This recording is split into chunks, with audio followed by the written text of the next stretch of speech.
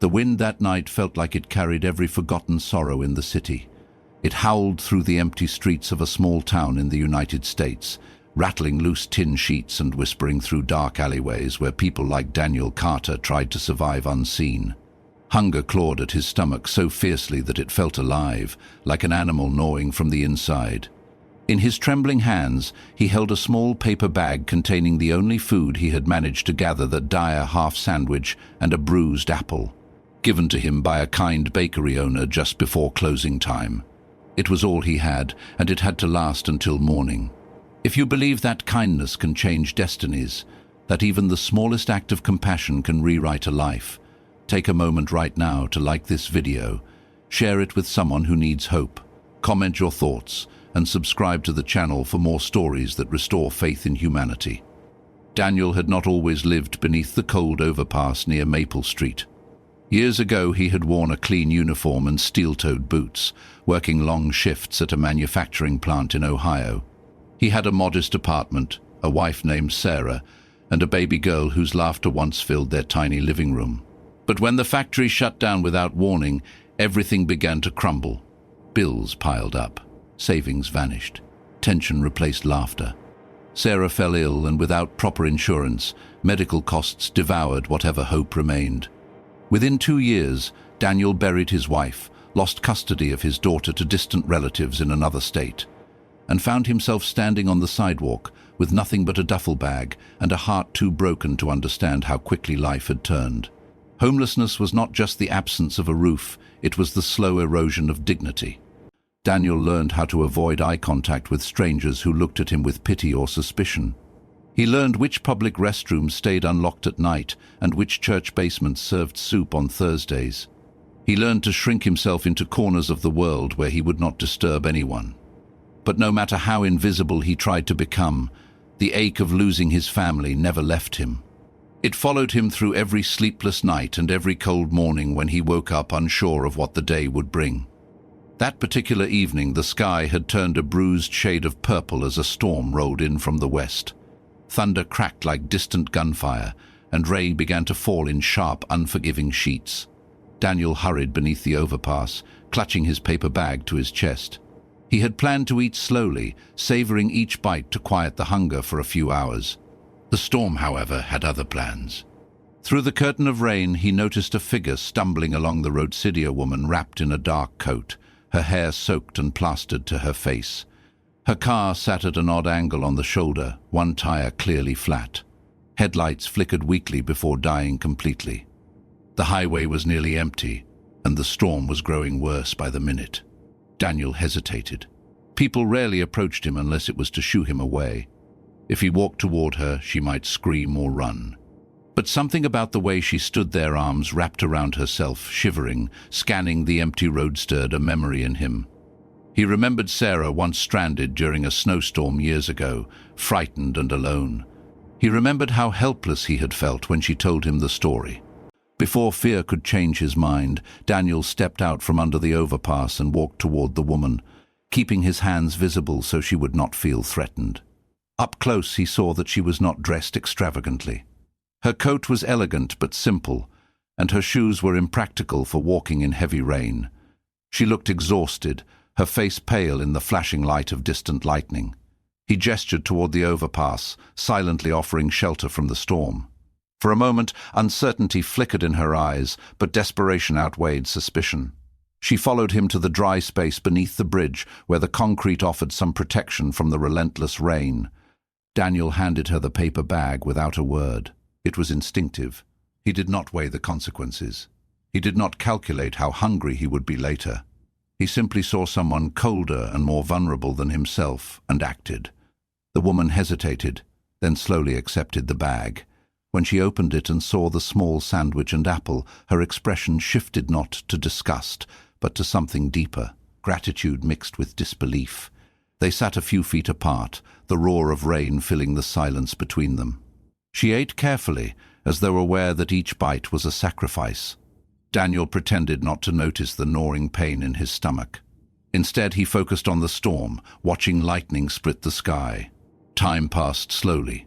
Eventually, the rain softened to a drizzle. In the distance, the faint glow of headlights appeared, multiple vehicles approaching in a line. Daniel assumed it was traffic resuming after the storm. But as the convoy drew closer, he realized something was different. The vehicles were sleek and black, moving in coordinated precision. They pulled onto the shoulder near the stranded car, doors opening almost simultaneously. Men in tailored suits stepped out, scanning the area with urgent focus. One of them called out into the night, his voice strained. The woman beside Daniel stood up. What happened next felt unreal, as though Daniel had stepped into someone else's life. The suited men rushed toward her with visible relief. One of them draped a dry coat over her shoulders. Another spoke rapidly into a device clipped to his collar. Their posture toward her was not casual, it was reverent. Daniel remained seated, confused, unsure whether to slip away unnoticed. Then he heard a word that froze him in place. "Your Majesty." The title echoed under the bridge. The woman he had shared his last meal with was not simply a stranded traveler. She was Queen Elizabeth Monroe, the reigning monarch of a small but historically significant constitutional monarchy that maintained close diplomatic ties with the United States. She had been traveling discreetly through the region to visit local charities without the usual public attention. A sudden tire blowout during the storm had separated her from her security detail. The Queen turned back toward Daniel before entering one of the waiting vehicles. For a moment, their eyes met. There was no distance in her gaze, no superiority, only warmth and something that looked like quiet admiration. She walked back toward him, ignoring the anxious protests of her security team. She reached into her coat pocket and removed a small, elegant pin bearing the royal crest. Gently, she placed it in Daniel's hand, closing his fingers around it as if entrusting him with something sacred. Her eyes glistened, and though she said nothing aloud, her expression conveyed a promise he could not yet understand. Then she left. The convoy disappeared into the night, leaving Daniel alone beneath the overpass once more, the storm now nothing more than a memory. In the days that followed, Daniel questioned whether it had all been a dream. The royal crest pin felt solid in his palm, proof that the encounter had been real. He kept it hidden inside his duffel bag, unsure what to do with it. He did not tell anyone. Who would believe him? A week later, as Daniel waited outside a community shelter, a sleek black car pulled up to the curb. The director of the shelter stepped outside, scanning the crowd until his eyes landed on Daniel. Confusion spread across Daniel's face as he was approached and asked to step inside for a private meeting. Inside the small office, two familiar suited figures stood waiting. They greeted Daniel respectfully and explained that Her Majesty had requested to see him not as a subject, but as a guest. Daniel's first instinct was to refuse. Pride and fear tangled inside him. What could a homeless man possibly offer a queen? But curiosity and a faint flicker of hope pushed him forward. Days later, Daniel found himself seated in a modest but elegant reception room within a diplomatic residence in Washington, D.C. He wore a new suit provided for the occasion, his hair trimmed, his beard neatly shaped. He barely recognized the man in the mirror. When the Queen entered the room, there was no spectacleanly sincerity. She thanked him not for saving her life, but for reminding her of something she feared the world was forgetting. She spoke about compassion, about leadership, about the responsibility of those with power to see those without it. She had investigated his story quietly. She knew about the factory closure, about Sarah, about his daughter now living in Colorado. She knew he had once volunteered at his church before life had unraveled. The Queen did not offer him charity. She offered him partnership. Through a newly funded initiative supported by her foundation, Daniel was given a position working with a network of shelters and job training programs across several American cities. The program aimed to restore dignity to the homeless, focusing not just on food and beds, but on mental health support, employment placement, and family reunification. Daniel accepted not because of the paycheck, though it mattered, but because for the first time in years, someone saw him as more than his circumstances. Months turned into a year. Daniel worked tirelessly, speaking at community centers and sharing his story. His authenticity moved people. Donations increased. Programs expanded. Slowly, he rebuilt his life piece by piece. And then came the moment he had prayed for in silent tears under that overpass. With legal assistance provided through the foundation, Daniel reconnected with his daughter, Emily. Their reunion was not dramatic or cinematic. It was quiet, awkward, and painfully beautiful. She was taller than he remembered, her smile a mirror of her mother's. Trust took time to rebuild, but love, once buried, found its way back to the surface. On the anniversary of that stormy night, Daniel stood at a podium during a charity gala in New York.